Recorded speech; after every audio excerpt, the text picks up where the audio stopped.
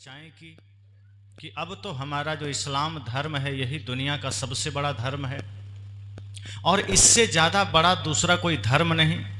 जो इस्लाम को मानता है वही जन्नत में जा सकता है, जो इस्लाम को नहीं मानता है वो दोजख में जाएगा, नरक में जाएगा। हमारी जो किताब है वही खुदा के द्वारा भेजा हुआ है, बाकी सबकी किताब ऐसे ही उलूल जुलूल है। हमारा खुदा ही सबका मालिक है, उसी ने दुनिया बनाई है, उसी का सारा संसार है। इस तरह से मुल्लों और मौलवियों को बड़ा घमंड हो गया और वे लोग इतने घमंड में चूर हो गए कि कुछ मुल्ले और कुछ मौलवी सदगुरु कबीर के पास चले गए उनसे सवाल करने, क्योंकि वे जानते थे सदगुरु कबीर बड़े निष्पक्ष संत हैं और बड़े पहुंचे हुए संत हैं। इनके पास बड़ा ही अनुभव का ज्ञान है। इसी भाव को लेकर कुछ मुल्ले कुछ मौलवी उनके पास गए, यह सोचकर कि यदि हम अपनी बात सदगुरु कबीर को मनवा लेंगे तो कबीर जैसा साधु भी हमारा इस्लाम कबूल कर लेगा, वो भी हमारे खुदा को मानने लगेगा। ये सोचकर वे सारे मौलवी गए अपना अपना पोथी लेकर, कुरान जो भी उनकी किताबें हैं लेकर, कि आज तो कबीर को हरा ही देंगे, आज तो ऐसा ऐसा सवाल करेंगे कि कबीर तो आज हार ही जाएंगे और हमारी जीत हो जाएगी और फिर कबीर को हम इस्लाम कबूल करवा लेंगे। इसी अहंकार में वे लोग सदगुरु कबीर के पास गए। सदगुरु कबीर अपनी कुटिया में बैठे थे, ध्यान मग्न थे, और वो मौलवी वहाँ जाकर प्रणाम किया, कहा कि आज हम आपसे शास्त्रार्थ करने आए। कबीर साहब ने कहा अगर कुछ जिज्ञासा लेकर आए हो, कुछ मुमुक्षा लेकर आए हो तब तो कोई बात नहीं, स्वागत है, लेकिन कुछ और मनसा लेकर आए हो तो मेरे पास समय नहीं है। कहा नहीं, आज तो आपको जवाब देना ही पड़ेगा। आप बहुत ज्ञानी हैं, मैंने सुना है, आप बहुत ज़्यादा लोगों के प्रिय हैं, पर आज तो आपको मेरा जवाब देना होगा, मेरे प्रश्नों का उत्तर देना होगा। कबीर साहब ने कहा अगर तुम इसी मनसा से आए हो तो बैठो। साहब ने कहा कहो तुम्हारा क्या प्रश्न है और क्या तुम चाहते हो मुझसे। उन मौलवियों ने कहा कि हे सदगुरु कबीर, मैंने खुदा का पता लगा लिया है, मेरा खुदा ही इस दुनिया को बनाया है और मेरा खुदा ही सबका मालिक है। उसी की इच्छा से सब कुछ होता है, उसकी इच्छा के बिना यहां कुछ भी नहीं होता, और उसको मानने वाला, उसकी इबादत करने वाला ही जन्नत में जाएगा, स्वर्ग में जाएगा। जो खुदा को नहीं मानेगा, खुदा ने आदेश किया है कि तुम उसको मार सकते हो, उसकी हत्या कर सकते हो, और जो ऐसा करेगा वो स्वर्ग में जाएगा, और जो खुदा को नहीं मानेगा वो नरक में जाएगा। कबीर साहब ने कहा और क्या है तुम्हारे खुदा की खासियत। उसने कहा हमारा जो कुरान है ये भी खुदा ने लिखा है। कबीर साहब ने कहा वो खुद बैठ के लिखा है। कहा ये तो नहीं पता, लेकिन ये किताब उसी का भेजा हुआ है। कबीर साहब ने कहा तुम्हारा खुदा ऊपर प्रेस बैठा के रखा है जो छाप के भेज दिया। उन लोगों ने कहा साहब आप तो मजाक कर रहे हैं, लेकिन ये किताब हमारे खुदा ने ही भेजा है और हम लोग उसी के अनुसार चल रहे हैं, उसी में लिखा है सब बात, इसलिए हमारे खुदा का पता चल गया। हमारे खुदा ही सब कुछ हैं और उन्हीं के दरबार में हम लोगों को जाना है, उन्हीं के द्वार में हम लोगों को हाजिरी लगाना है। आप भी चलिए, आपको भी अब हमारे उत्तर देना है, और नहीं दे पाए तो खुदा के यहाँ जाना होगा। साहब ने कहा तुम्हारी बात खत्म हो गई। उन लोगों ने कहा हो गई, अब आप उत्तर दीजिए, पूछिए क्या पूछना है। तब साहब ने शुरू किया अपना सवाल।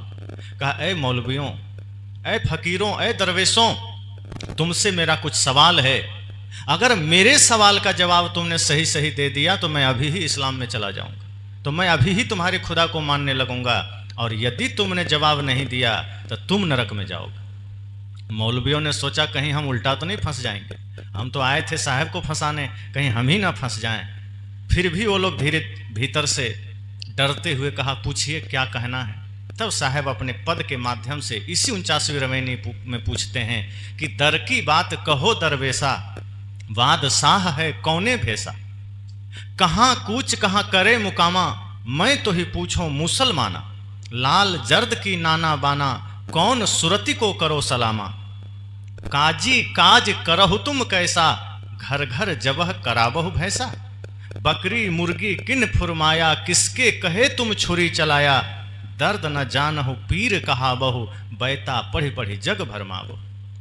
कहीं कबीर एक सैयद बुहावे, आप सरीखा जग कबुलावे।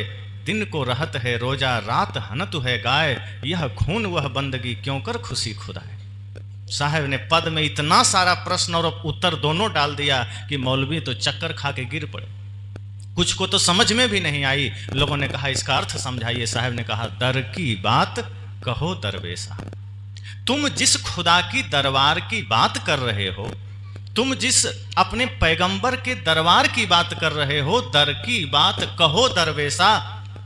तुम अपने उस दरबार की बात मुझसे बताओ, उसका पता बताओ, कहाँ है वो दरबार। तुम जिस दरबार की बात कर रहे हो इस धरती पर है कि आकाश में है। अब वो लोग तो घबरा गए, कहा देखे तो हम नहीं है। कहा फिर कैसे बोल रहे हो, उसका पता चल गया है। अगर इस धरती पर है तो धरती पर निर्मित जो कुछ भी है वो सब जड़ है, और जो जड़ है उसका नाश होना तय है। और तुम तो कहते हो हमारी खुदा ने ही सब कुछ बनाया है। तो जब तुम्हारी खुदा ने ही सब कुछ बनाया है तो उसका दरबार धरती में है कि आकाश में है, उसका पता बताओ। बादशाह है कौने भेसा, और ये बताओ कि तुम्हारे खुदा का वेश क्या है, उसको तुमने पहचाना कैसे, वो कैसा कपड़ा पहनता है, कैसा दिखता है, तुमने देखा है। अब वो लोग चुप हो गए, कहे नहीं देखे तो नहीं है। कहा फिर कैसे कह रहे हो कि हमने खुदा को जान लिया और पता लगा लिया। जब खुदा का तुम्हें वेश पता नहीं है, खुदा का सकल सूरत पता नहीं है, उसका दरबार पता नहीं है, उसका पता ठिकाना पता नहीं है, तो मेरे पास तुम क्या लेकर आ गए। पहले पूरी जानकारी तो लेकर आना चाहिए। जिस खुदा की तुम मुझसे चर्चा करने आए हो उसका तो तुम्हें कुछ पता ही नहीं है कि उस दिखता कैसा है, उसका घर मकान कहाँ है। आगे साहब कहते कहाँ कुछ कहाँ करे मुकामा, तुम ये भी बता दो कि वो कहाँ आता है कहाँ जाता है।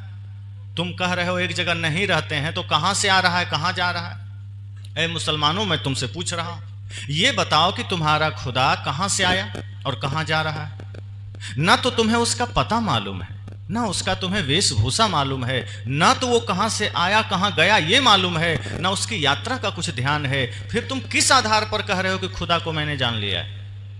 खुदा को जानने का तरीका क्या है, और उसी अज्ञानता को तुम दूसरों पर थोपना चाहते हो। तुम ये कह रहे हो कि दूसरे लोग भी खुदा को माने, जिसका कुछ अता पता ही नहीं है उसको कैसे माने। ये तो ऐसा ही हुआ जैसे एक बार एक आदमी की नाक कट गई। अब नाक कट गई तो स्वाभाविक है आदमी तो बदसूरत दिखेगा। किसी की नाक कट जाए तो फिर उसकी सारी खूबसूरती चली जाती है। तो उसकी गलती से कहीं नाक कट गई तो लोगों ने कहा कैसे कटी। अब वो सोचा अगर मैं ऐसे ही कुछ बोल दूंगा तब तो लोग थोड़ा मजाक बनाएंगे, तो वो तरकीब निकाला। वो सोचा कुछ ऐसा बोलें कि दो चार लोग और नाक कटा लें ताकि हमारे साथ दो चार लोग शामिल हो जाएं। तो अब एक से भला दो, एक की नाक कटी और चार पांच की और कट जाए तो संतोष मिलता है कि नहीं मेरा अकेले का नहीं और भी दो चार लोग हैं, तो उसको भी लोग शकल से बदसूरत कहेंगे, हमको अकेले थोड़े कहेंगे। तो वो बहुत दिमाग लगाया, सोचा बेचारा क्या किया जाए। तब उसने कहा देखो भाई मेरी नाक ऐसे वैसे नहीं कटी है, दरअसल ये नाक बाधा बन रही थी, भगवान का दर्शन नहीं हो रहा था। जब भी आंख बंद करते थे तो ये नाक बीच में आ जाती थी और इसके वजह से हम भगवान को देख ही नहीं पाते थे, इसलिए हमने नाक काट दिया और जैसे ही नाक काटा भगवान का दर्शन हो गया। अब जो दूसरा आदमी सवाल किया था वो कहा सिर्फ नाक काटने से भगवान दिख गए। उसने कहा बिल्कुल। कहा तब तो हमारी भी नाक काट दो। अगर नाक काटने से भगवान का दर्शन हो सकता है तब तो ये शुभस्य शीघ्रम अभी ही काट दो। वो भी नाक कटवा लिया। अब जैसे नाक काटा तो कुछ नहीं दिख रहा है, चेहरा उसका भी बदसूरत हो गया। उसने कहा अब तुम झूठ बोल दिए मुझसे, तुम तो ठग लिए मुझको, ये तो बिल्कुल छल है, कुछ भगवान नहीं दिख रहा है। उस आदमी ने कहा तो तुम दूसरों को सच बता दो। कहा नहीं, हम क्यों सच बताएं, हम भी यही बताएंगे कि भगवान के दर्शन में बाधा है, क्योंकि हम अकेले क्यों कटाएं। अब यही चक्कर में वो भी दूसरों को यही बताने लगा कि भगवान को देखने में नाक बाधा थी इसीलिए नाक कटवा लिए। इस तरह से 10, 15, 20, 50 की संख्या में उसकी भी एक जमात बन गई। साहब ने कहा यही तो तुम कर रहे हो। खुदा का आता पता नहीं है, उसका ठिकाना नहीं है, देखने का तरीका मालूम नहीं और दुनिया को तुम खुदा का दर्शन करवा रहे हो। तुम्हें खुद मालूम नहीं है खुदा कैसा है। जिसने खुद पता नहीं किया कि खुदा है कैसा वो दूसरों को बताया जा रहा है। बुझा हुआ दीपक कहीं दूसरे दीपक को जला सकता है? कभी भी जला हुआ दीपक ही दूसरे दीपक को जला सकता है। जो आदमी खुद बंधन में है वो दूसरे का बंधन काट सकता है क्या? जो आदमी खुद नरक में है वो दूसरों को स्वर्ग भेज सकता है क्या? अंधा किसी को राह बता सकता है क्या? सदगुरु कबीर ने कहा तुम तो वही काम कर रहे हो, तुम्हें खुद पता नहीं है खुदा का, तुम्हें खुद ज्ञान नहीं है परमात्मा का, और तुम दूसरों को तलवार के बल पर हिंसा करके इस्लाम कबूल करवा रहे हो और सोच रहे हो कि सबको हम खुदा का पता बता देंगे। तुम्हें तो खुद ही खुदा का पता नहीं है। साहब ने कहा कहाँ कूच कहाँ करे मुकामा, मैं तो ही पूछूं मुसलमाना, इसलिए तुम बताओ कि वो खुदा कहाँ से आता है, कहाँ जाता है, क्या उसका रहस्य है, बताओ, हम मान लेंगे। तुम कुछ तो बताओ, कुछ तो पता बताओ, अनजाने में कैसे मान लेंगे? आदमी बाजार एक घड़ा खरीदने भी जाता है तो ठोंक के 4 बार देखता है कि घड़ा ठीक है कि नहीं। तुम खुदा को मानने की बात कर रहे हो और बिना आता पता के। तब साहब ने अगली बात कही, चलो कोई बात नहीं, आगमन प्रस्थान का पता नहीं है, वो कहाँ आता है कहाँ जाता है इसका ज्ञान नहीं है, तो यही बता दो, लाल जर्द की नाना बाना, लाल है कि पीला है कि अनेकों कलर का है? खुदा का रंग कैसा है? वो लाल कलर में है कि पीला कलर में है कि हरा नीला कत्था नाना प्रकार के कलर में है? ये तो बताओ, कुछ तो स्पष्ट करो। ए मौलवी, इतना तो बताओ कि तुम्हारे खुदा का रंग रूप क्या है, कलर क्या है, लाल है कि पीला है? जर्द मतलब पीला, पीला है कि सफेद है, कौन सा कलर का है? क्योंकि कुछ तो बताओ जिसको हम सलाम करें, किस रूप को हम सलाम करें, किस रूप को हम नमस्कार करें। जैसे अभी जितने हमारे महापुरुष हैं उनकी तो फोटो है, राम जी की फोटो है, कृष्ण जी की फोटो है, कबीर साहब की फोटो है, भगवान बुद्ध की फोटो है, शिव जी की फोटो है, तो हम उनका एक फोटो देखते हैं, उनको सिर झुका लेते हैं। साहब ने कहा तुम्हारे खुदा की फोटो कहाँ है, वो कौन सा कलर का है, उसका रंग बताओ। अगर उसका कोई रंग रूप है तभी तो सिर झुकाएंगे, कहाँ झुकाएं? अंधेरे में किधर सिर झुकाते हैं, कुछ पता थोड़े चलेगा। अब तुम इस तरह से बात कर रहे हो कि खुदा का आता पता है, तो तुम बताओ ना सही। सच तो यह है कि तुम अपनी अज्ञानता को छिपा रहे हो, ना तुम्हें खुदा का ज्ञान है ना तुझे खुद का ज्ञान है। और सच तो यह है कि जिस दिन तुम्हें खुद का ज्ञान हो जाएगा उसी दिन तुम्हें खुदा का ज्ञान हो जाएगा। और खुद के सत्य से तुम अनजान हो और अनजाने में तुम खुदा को दिखा रहे हो। और अनजाने में खुदा कहीं दिखेगा? खुदा का ज्ञान उसे ही हो सकता है जिसे खुद का ज्ञान है, और जिसे खुद का ज्ञान है फिर उसे यहां तहां झांकने की जरूरत नहीं है। फिर तो जहां देखेगा वहीं खुदा का दर्शन होगा, फिर तो जिसमें देखेगा वहीं खुदा का दर्शन होगा। एक आदमी को रतौंधी आती थी। अब स्वाभाविक है कि रतौंधी जब आती है लोगों को, जिसको रतौंधी होती है, तो थोड़े से भी अंधेरे में उसको स्पष्ट दिखाई नहीं देता है। तो ऐसे ही एक आदमी को रतौंधी आती थी। संजोग की बात है, वो अपने समधी के घर गया। शाम का समय था, पहुंचते पहुंचते शाम हो ही गई थी। अब अंधेरा होने को था, लगभग अंधेरा हो चला था। सत्य से अनजान या फिर झूठ को सत्य बनाकर पेश करना कि मुझे सब आता है, मुझे सब कुछ का ज्ञान है, आदमी कितनी मूर्खता सिद्ध करता है। ये धर्म के मार्ग में भी ऐसा है, संप्रदायों में भी ऐसा है। तो वो आदमी रतौंधी के कारण कुछ देख नहीं पाता था, ज्यादा स्पष्ट नहीं हो पाता था, बहुत थोड़ा थोड़ा दिखता था। तो वो समधी के घर गया, शाम हो चली थी। संजोग ऐसा हुआ कि उसको दिखना थोड़ा कम हो गया, तो मेन गेट के बजाय वो घर के पीछे पहुंच गया। अब घर के पीछे चला गया तो बड़ी भूल हो गई। अब क्या करें? अब ऐसे हाथ से पकड़ के यहाँ से वहाँ जाए दीवार में, फिर यहाँ से यहाँ, कहीं गेट मिले ही नहीं। वो पुराने जमाने में फूस का छप्पर होता था, तो उसी को पकड़ते पकड़ते वहाँ तक जा रहा है, फिर यहाँ आ रहा। तभी जो उनके समधी हैं वो पीछे चले गए घर के कि क्या आवाज़ आ रही है खर खर खर करके। वो जैसे ही गए तो देखते हैं ये तो हमारे समधी जी आए हुए हैं। उन्होंने कहा समधी जी, घर का दरवाजा दूसरे साइड है, आप इधर कैसे आ गए, आपको दिखाई नहीं देता क्या? जैसे ही उन्होंने कहा आपको दिखाई नहीं देता क्या, उस व्यक्ति ने सोचा अगर मैं कह दूं हाँ दिखाई नहीं देता, रतौंधी हो गई है तो थोड़ा सा इज्जत की बात है, हंसी के पात्र बन जाएंगे। उसने कहा नहीं नहीं, ऐसी कोई बात नहीं, हमें बहुत अच्छे से दिखाई देता है और हम सब कुछ देख सकते हैं, कोई दिक्कत नहीं है, हमारी आंखें बहुत तेज है, कहीं कोई समस्या नहीं है। तो उनके समधी जी ने कहा फिर आप घर के पीछे कैसे चले आ रहे, आप तो छप्पर पकड़ रहे हैं। कहा बात यह है कि हमारी आंखें ठीक है, हम देख सकते हैं, वो तो हम आपका छप्पर देखने आ गए, आप कैसा बनाए। समधी जी ने कहा लगता है हो सकता है इंजीनियर होंगे, कोई बात नहीं। कहा ठीक है, देखा हुआ हो गया तो चलिए मेरे पीछे भी। उसके बाद उनको लेके घर में गए, छिपा लिया उसने, जो सच्चाई थी उसको छिपा लिया। वो ये दिखाया कि मैं सब जानता हूं, वो ऐसा प्रस्तुत किया स्वयं को कि मुझे ऐसा कुछ नहीं जिसका ज्ञान नहीं है, मैं तो आपका छप्पर देख रहा था ठीक बना है कि नहीं। अब मन में तो पीड़ा हो रही है कि हम तो सच में भटक रहे थे, हमको तो दरवाजा ही नहीं मिल रहा था, हम तो गलती से इधर आ गए, लेकिन अब कैसे कह दें कि रतौंधी है। कहा नहीं, हम छप्पर देख रहे। समधी जी को लगा हो सकता है ये इंजीनियर आदमी, क्या पता। वो घर गए, उसके बाद बातचीत हुई, बैठे। पहले का जमाना था, लाइट बिजली तो थी नहीं, दिया का प्रकाश था। भोजन का समय हुआ, तो जैसे ही भोजन का समय हुआ तो खाने के लिए बैठे। उनके समधी जी भी बैठे, वो भी बैठे, और जब खाना शुरू किए उसी समय बिल्ली आकर के उनके थाली में साथ में खाने लगी। लेकिन अब रतौंधी का मामला उनको बेचारा दिख नहीं रहा था, उन्हें क्या पता कि साथ में बिल्ली भी खा रही है। तभी उनके समधी जी की नजर पड़ी कि अरे इनके थाली में तो बिल्ली भी भोजन कर रही है। तब उन्होंने कहा समधी जी आपको सच में दिखाई नहीं देता क्या, देखिए बिल्ली खा रही है। कहा नहीं नहीं, हमको दिखाई दे रहा है, हम जानबूझ के उसको खिला रहे हैं, हमको जानवरों से बड़ा प्रेम है। कहा लेकिन वो तो सब रोटी आपका खा गया। कहा अच्छा अभी खबर लेते हैं, हम तो सोचे थोड़ा सा खाएगी, सब खा गया।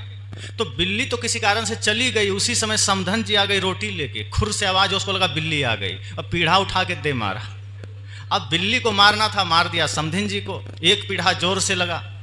अब समधी जी ने कहा लगता है सच में आप अंधे हो गए, आप तो समधिन जी को मार दिए। कहा भूल हो गई, हमें लगा सामने बिल्ली है, तब तक बिल्ली भाग गई। कुछ से कुछ अपने मन को बहला फुसला के बात इधर उधर करके कहा नहीं नहीं हमें दिखता है, ऐसी कोई बात नहीं है, हमको कोई आंखों में समस्या नहीं। फिर भी स्वीकार नहीं किया।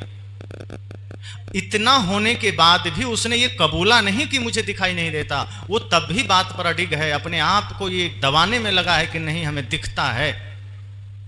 उसके बाद सब लोग सो गए, उस फिर भी स्वीकार नहीं किया।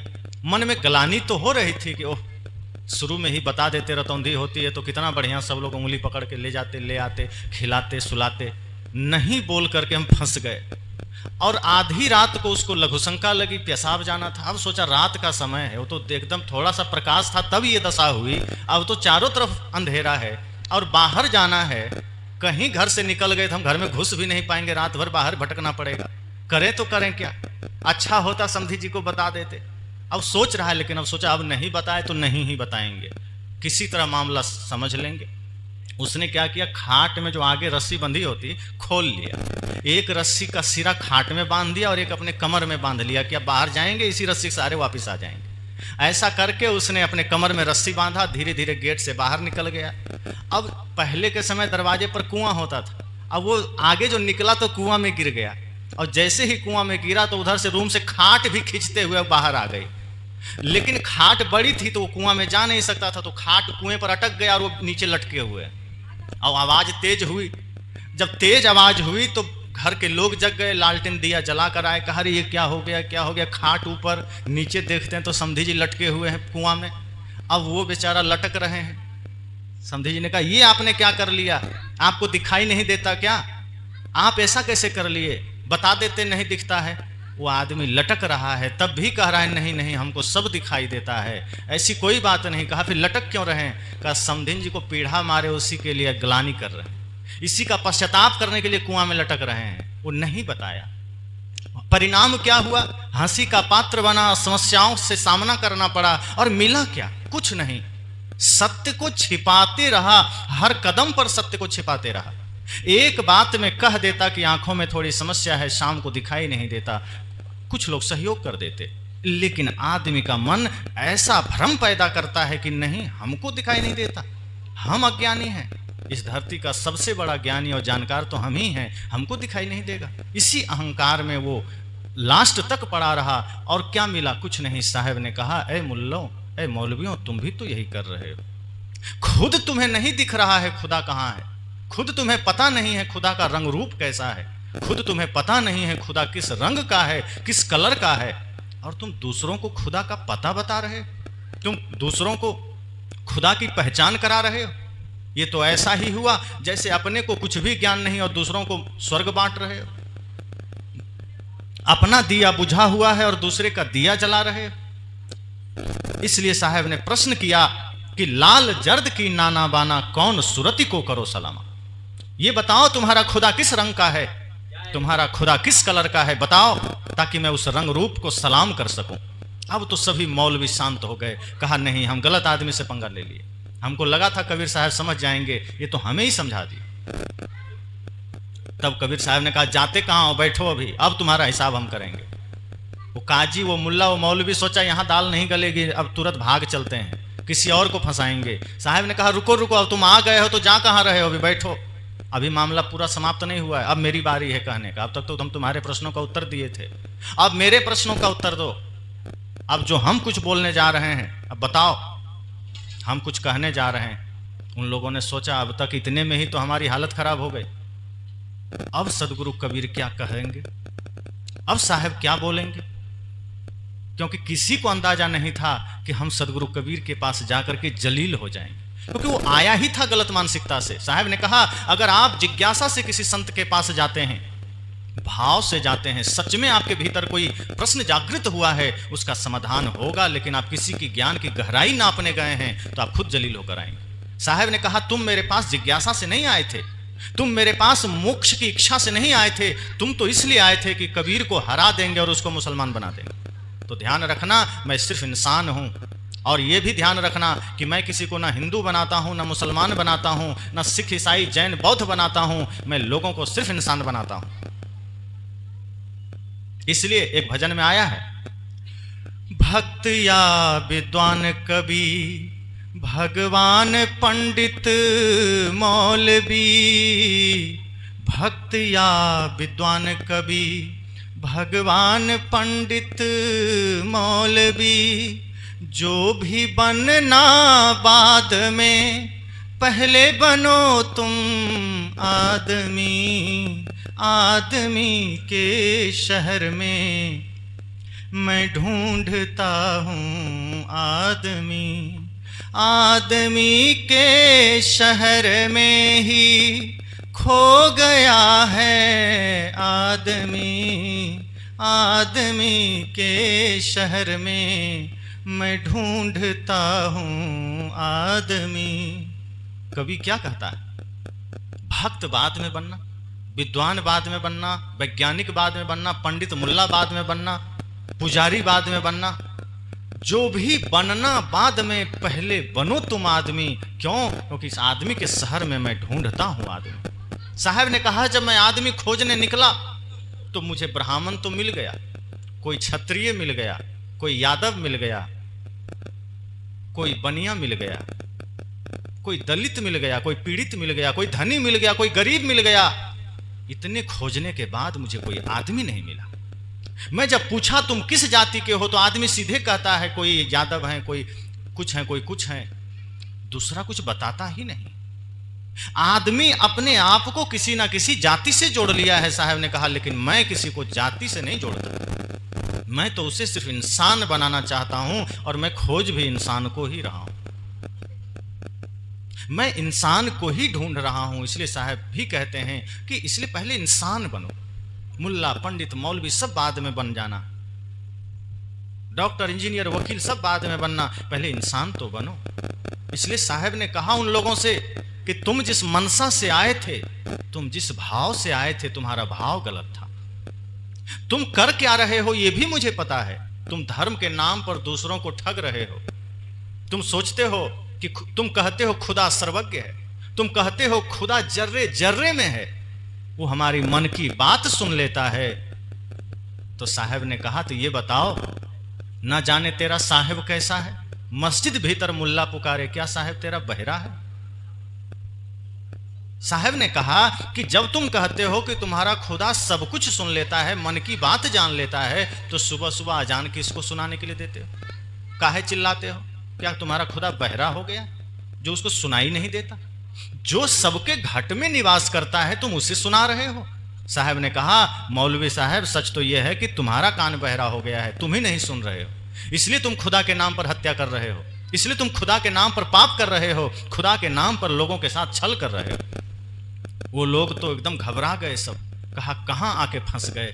साहब ने कहा भी ठहरो, अब ये बताओ काजी काज करहो तुम कैसा, घर घर जबह कराबो भैंसा। ए काजी साहब तुम सुनो, सब लोग आए थे संगठन बना के, लेकिन कबीर साहब तो सबका हिसाब लेने लगे कि अब काजी साहब तुम्हारी बारी है, बताओ घर घर जब कराबो भैंसा। ये कैसा काम है तुम्हारा जो खुदा के नाम पर कुर्बानी देते हो, भैंस कटवाते हो, गाय कटवाते हो, ऊंट कटवाते हो? क्या यही तुम्हारे खुदा कहता है? क्या यही तुम्हारे कुरान में लिखा है? साहब ने कहा, और ये कुरान हो कि पुराण हो, कोई ईश्वर ने नहीं लिखा है, ये आदमी ने लिखा है।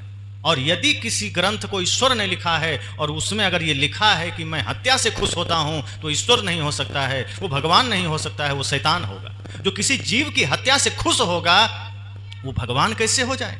भगवान का मतलब तो जिसके जीवन में करुणा है। भगवान तो वो है जो प्रेम का सागर है, जो दया का सागर है, जो सत्य का खान है, जिसके अंदर गुणों की खान है, वो भगवान हो सकता है। और जो जीव हत्या से खुश होता है, बलि से खुश होता है, वो खुदा है। साहब ने कहा, काजी काज करहो तुम कैसा, घर घर जबह कराबो भैंसा। तुम कैसा काम कर रहे हो काजी साहब? क्या यही तुम्हारे खुदा का आदेश है? और तुम तलवार के दम पर जो चाहते हो कि घर घर में हम हिंसा करेंगे, भैंस कटवाएंगे, क्या ये तुम्हारे कुरान में लिखा है? अगर ये लिखा है तो किसका आदेश है? आगे साहब कहते हैं, बकरी मुर्गी किन फुरमाया, किसके कहे तुम छुरी चलाया। काजी साहब ये बताओ कि जो बकरी मुर्गी काटते हो किसने आदेश दिया?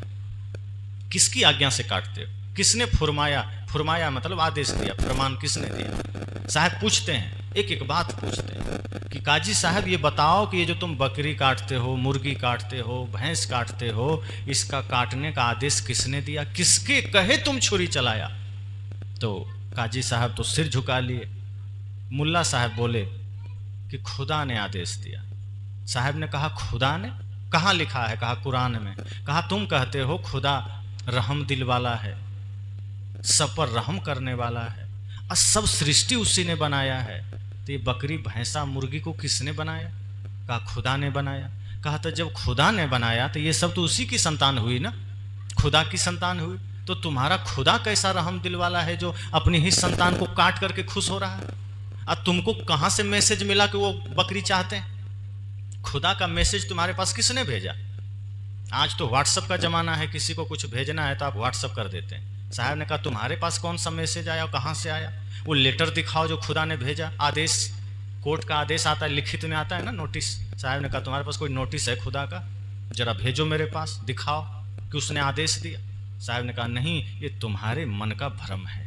जिसे तुम खुदा कहते हो, यदि वो दयावान है, रहम दिल वाला है, तो हत्या नहीं करे। साहब कहते हैं कोई ईश्वर, कोई देवी, कोई भगवान, कोई खुदा, कोई गॉड कभी जीव की हत्या नहीं चाहेगा। अगर है तो साहब तो कहते हैं जो तोहरा को सांचा देवा तो खेत चरत क्यों न लिया जी। साहब तो कहते हैं अगर वो देव सच्चा है, ताकतवर है, शक्तिशाली है, तो उसको भूख लगी है, बकरी खाना है, मुर्गी खाना है, वो तुमसे क्यों मांग रहा है? वो तो ताकतवर है, खेत में चरते हुए उठा लेगा, वो खा लेगा। शेर को भूख लगती है, किसी से मांगने जाता है, जाके खा लेता है। तो तुम्हारे खुदा इतना निकम्मा हो गया कि उसको तुम दोगे तो खाएगा। अरे कुर्बानी का मतलब समझते हो? साहब ने कहा कुर्बानी का मतलब है अपने बुराई को चढ़ाओ, अपने अहंकार को चढ़ाओ, अपने विकार की बलि दो। तुम्हारा मन अहंकार से भरा है, झूठ छल प्रपंच से भरा है, और तुम हिंसा कर रहे हो, तुम जानवर काट रहे हो और तुम कह रहे हो कुर्बानी दे रहे हैं। कहीं नासमझी है। कुर्बानी होती है अपनी गलतियों की, अपनी बुराइयों की, अपने अहंकार की, अपनी गलत प्रवृत्ति की, और तुम जीव जंतु पर छुरी चला रहे हो। किसने आदेश दिया? साहब डांटते हैं कस के। साहब ने कहा काजी काज करो तुम कैसा, घर घर जबह कराबो भैंसा, बकरी मुर्गी किन फुरमाया, किसके कहे तुम छुरी चलाए। आगे साहब कहते हैं दर्द न जानहु पीर कहावो। अब साहब कहते हैं बताओ तुम्हारे उंगली में खरोंच लग जाती है, कितना कष्ट होता है।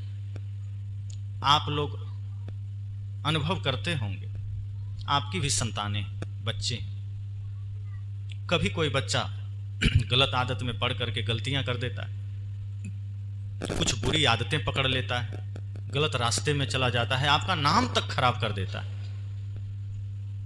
और ऐसे बच्चे को कोई दूसरा आदमी एक थप्पड़ भी मार दे तो आपको कैसा लगेगा?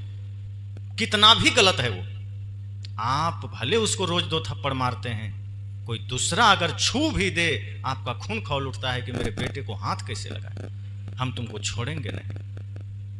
क्यों? क्योंकि आपको दर्द होता है। क्यों? आपका बच्चा है। आपके हाथ में चोट लग जाए आपको दर्द होता है, आपके बेटे को चोट लग जाए आपको दर्द होता है। जिसको आप अपना मानते हैं अगर उसको चोट लगे आपको पीड़ा होती है। साहब ने कहा दर्द न जानहु पीर कहावो। कहा एक पीर, एक गुरु, जो मौलवी मुसलमानों के जो गुरु होते हैं उसको पीर कहते हैं। साहब ने कहा तुम गुरु बनते हो, पीर बनते हो। पीर का मतलब कौन है? कबीर सोई पीर है जो जाने पर पीर, जो पर पीर न जाने सो काफिर बेपीर। साहब ने कहा मैं खुलकर कहता हूं, पीर वही है जो दूसरे की पीड़ा को समझे, गुरु वही है जो दूसरे के दर्द को समझे। और इस मामले में सदगुरु कबीर अद्वितीय। वे तो कहते हैं मैं रोवूं इस जगत को, मोको रोवे न कोई। इससे आप उनकी हृदय की विशालता को समझ सकते हैं। कोई पुत्र के लिए रोता है, कोई पत्नी के लिए रोता है, कोई घर के लिए रोता है, कोई धन के लिए रोता है। सदगुरु कबीर का हृदय कितना विराट था, उनका हृदय कितना प्रेम से भरा था, कितनी करुणा थी उनके हृदय में। वो समस्त सृष्टि के लिए चिंतित थे। वे कहते थे कि जो सुख मैंने पाया है, जो शांति मैंने पाया है, मैं चाहता हूं जगत के सभी लोग सुखी उस सुख को पाएं, उस शांति को पाएं। मैं जगत के लोगों को जब दुखी देखता हूं मुझे पीड़ा होती है, मुझे कष्ट होता है, मुझे दुख होता है। उन्होंने कहा तुम गुरु बनते हो, पीर बनते हो, और तुम्हारे अंदर दया नहीं, दूसरे की दर्द को देख रहे हो और उसे दर्द दे भी रहे हो। दूसरे के दुख को, दूसरे के दर्द को देखकर जिसका हृदय द्रवित हो उठे वही संत है, वही गुरु है। और तुम कैसे पीर हो कि तुम दूसरे की हत्या करवा रहे हो? आत्मा तो सब में वही है, शरीर भिन्न भिन्न है, और तुम उसकी हत्या कैसे करवा रहे हो? दर्द न जानहु पीर कहावहु, बैता पढ़ पढ़ जग भर मावहु।